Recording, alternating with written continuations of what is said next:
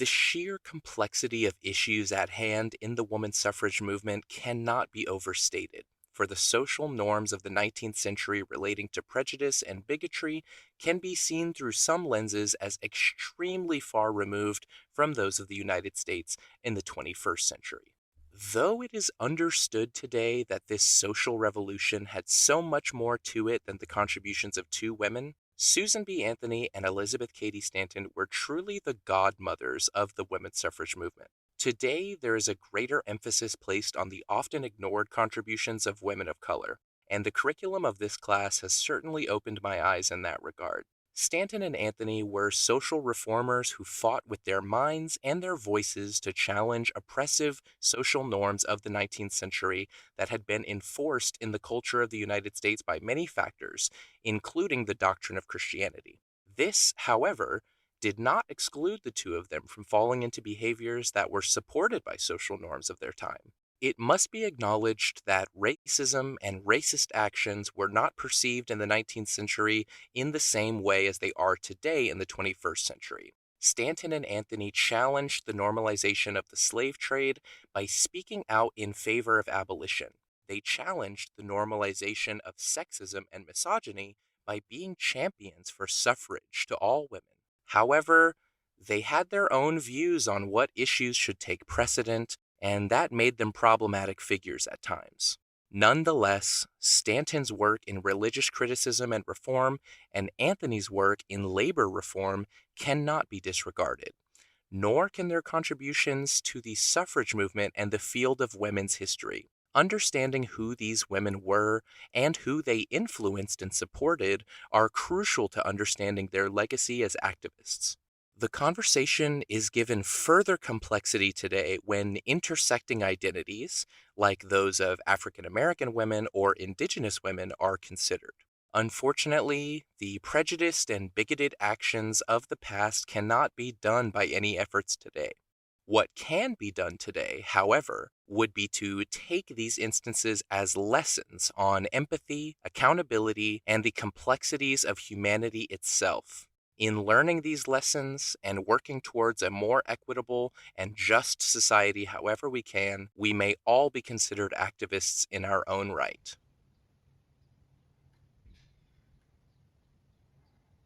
The importance of diversity and exposure in the process of promoting social progress cannot be overstated, and the technology of the 19th century made it challenging for cultures of the time to interact and exchange with one another if they weren't in proximity. It just so happened that central New York was a perfect setting for a wide variety of individuals and groups with different identities and experiences to intermingle with one another.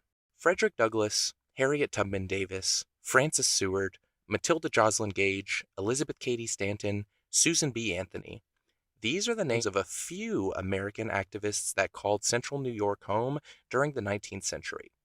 Not only did these Americans call this land home, but this land was home to the indigenous Haudenosaunee for centuries prior to the arrival of Europeans and Africans on the North American continent.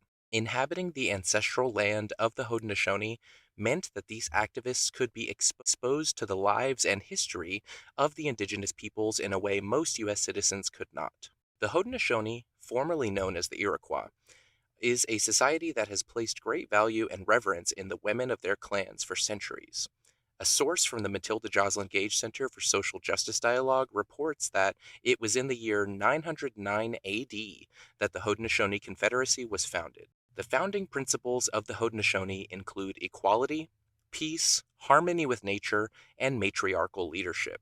Suffragists like Matilda Joslyn Gage, upon encountering the Haudenosaunee and learning from them, were inspired by this vision of a society in which there was no inherent hatred or division among the sexes.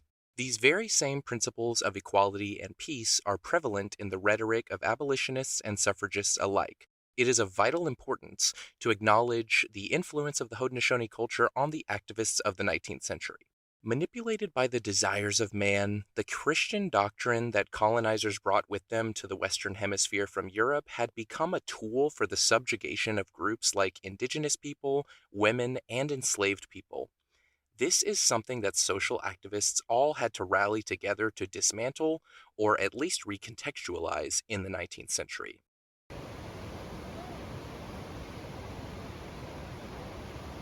The motivation of social reform bled over into several facets of life for people living in the United States in the 19th century, and these motivations called for people from a wide range of backgrounds to act with their lives in ways that are inspiring for allies and activists today. Racism, sexism, xenophobia, homophobia, and all other forms of bigotry and prejudice are evil because they inspire confusion and hate within us. This evil hatred can then snowball into even more catastrophic consequences, like slavery. Some people in the 19th century were truly ignorant to the evils of slavery, but others knew that it needed to be stopped as completely and as swiftly as possible. Activism in the abolition movement manifested in myriad forms across the United States. Some activists were considerably more daring than others because they had more skin in the game. Nonetheless, the Underground Railroad was not dependent on just one kind of activist. What does it mean to have skin in the game, you might be wondering?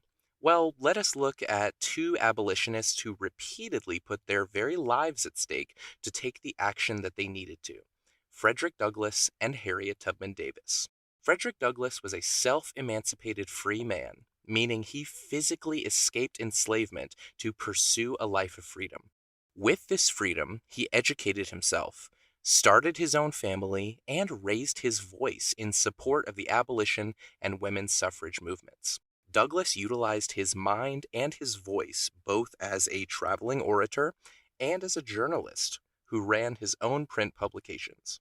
His mind is an inspiration for us all. Harriet Tubman Davis, like Douglass, was a self emancipated free woman who escaped unfathomable brutality from the slave powers of the South to seek a new life in the North. Once she was free, she put her own life on the line to lead others to freedom as the most renowned conductor of the Underground Railroad and as a military leader in the United States Civil War. She devoted her entire life to uplifting and caring for others.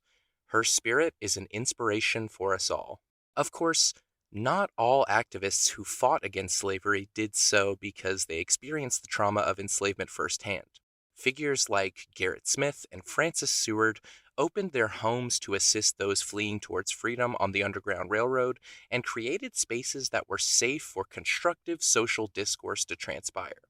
Reformers and orators like Samuel J. May and Lucretia Mott made it their mission to use their platforms and their intellects to educate and appeal to the masses that change needed to occur.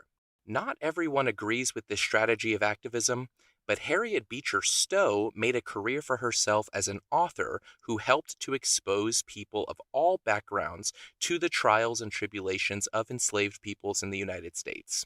This was a method of educating the public through print medium, much like Frederick Douglass and Elizabeth Cady Stanton were doing in the 19th century. Activism does not look one way. Being an activist does not require that you lay down your own life and your own freedom for the benefit of others. However, it does require you to think and feel outside of your own experience. And it requires you to do everything in your power to uplift the people that you share this world and this life with.